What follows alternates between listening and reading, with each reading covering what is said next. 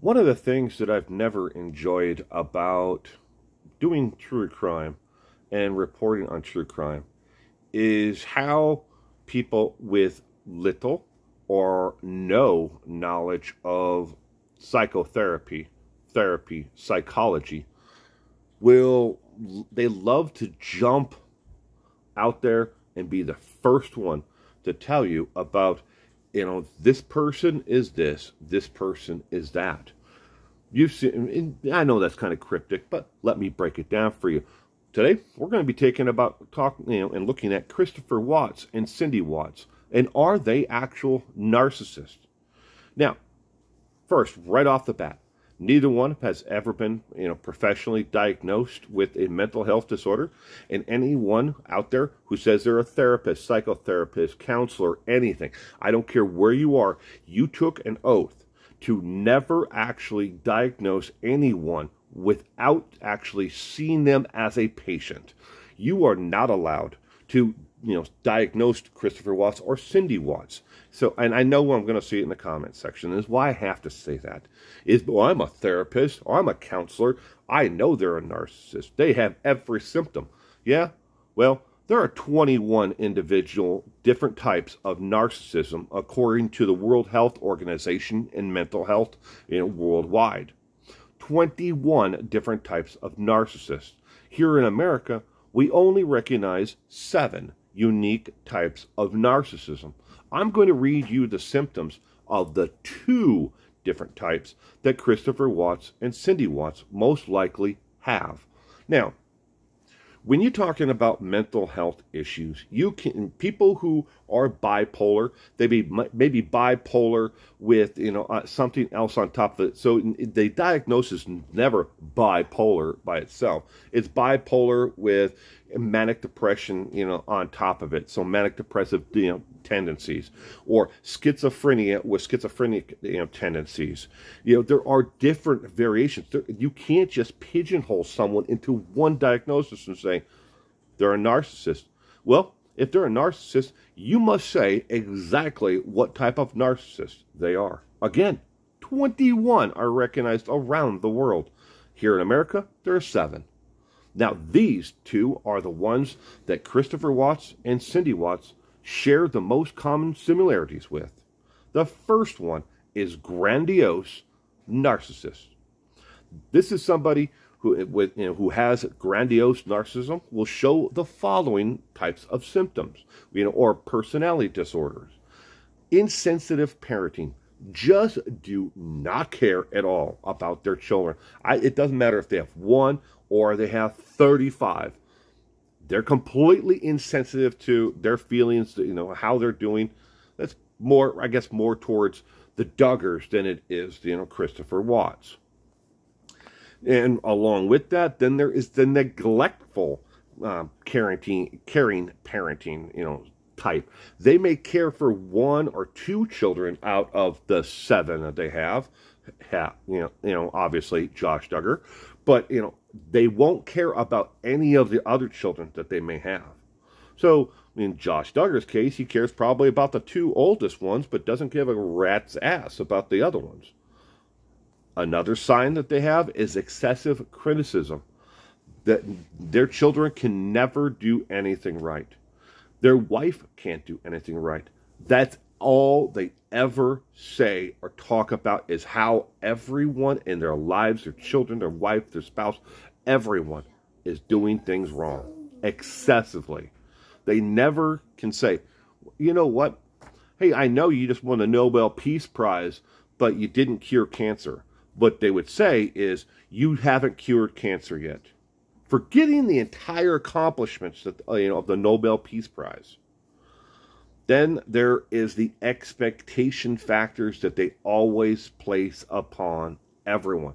From, when it comes to children, from birth on. From the wife, from the day that they met them to the day that they die. Or if they divorce them and get the hell out if they know what's good for them. But the expectations can never be met.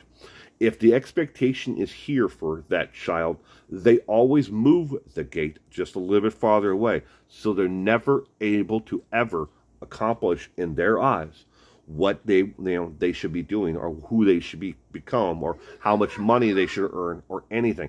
The expectations are always changing for everyone. You can't do anything wrong. I'm going to put you down. I'm going to talk about the negative. And then here are the expectations I have for you. Well, I just made them a little bit more now. I'm sorry. But they can't say they're sorry at the same time, because they don't think that they are doing anything wrong. Next one on it is overpraising and or rewarding of one child over another. Maybe they have twins, and one learned to roll over first before the other one. So that one they're going to pick out and say, that's the one that's good. The other one is worthless. Even if they're identical paternal, twins, it doesn't matter. They're going to overpick one. And maybe they're not twins. Maybe they're just close in age. They're always going to pick one of the two and then praise that one. Hey, look, you both ate all your dinner. Here's a piece of chocolate cake for you. Well, your sibling doesn't get any. They don't deserve it. You accomplished something. Right? And they're always going to make sure that they appraise that one child over the other, in front of the other, to purposely make that one child, the other child, or other children, feel better. And in the case of a spouse, they're going to praise their mother, their father, somebody else in front of the wife, but never give praise to the wife itself. They're always going to pick somebody else. Yeah, these are real people out there, ladies and gentlemen. You may have met some of them. Comment down below if you have.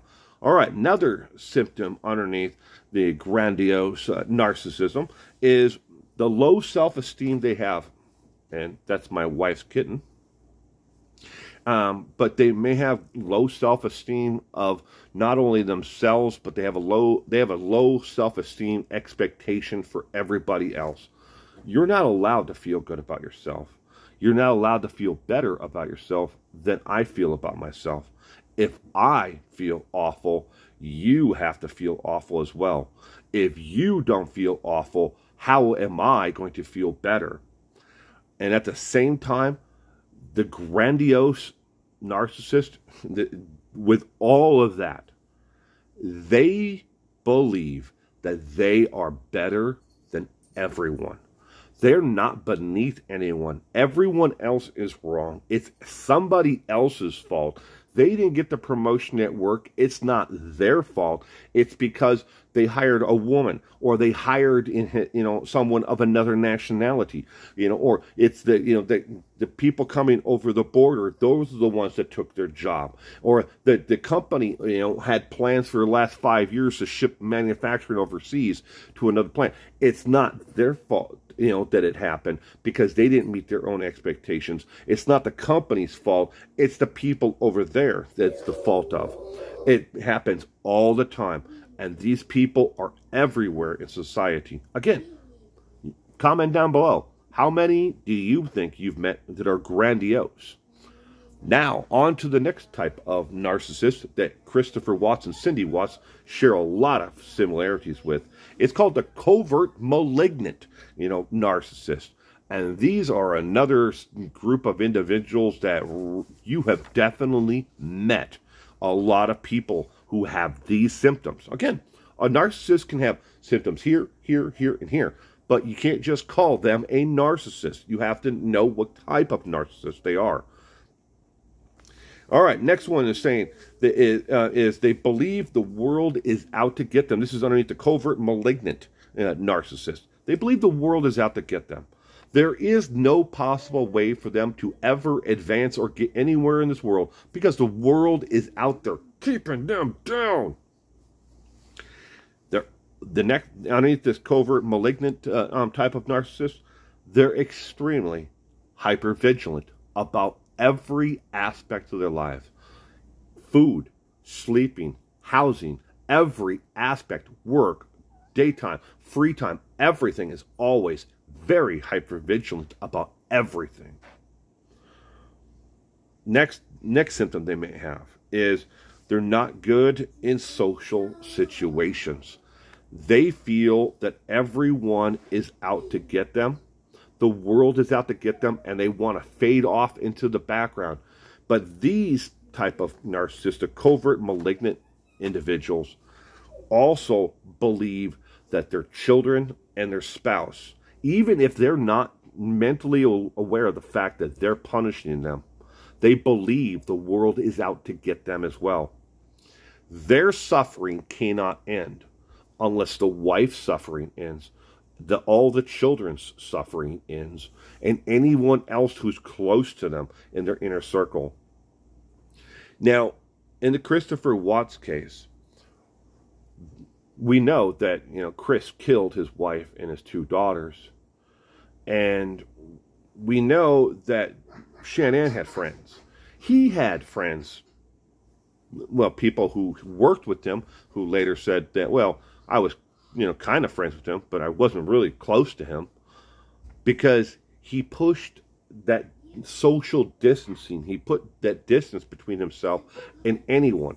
He couldn't, if Shanann would have brought one of her friends over, and he would have hit it off really, close, and had a lot of similarities with another one of her, his wife's friends, he could not have, connected with that individual, because he has to keep the distance in his mind.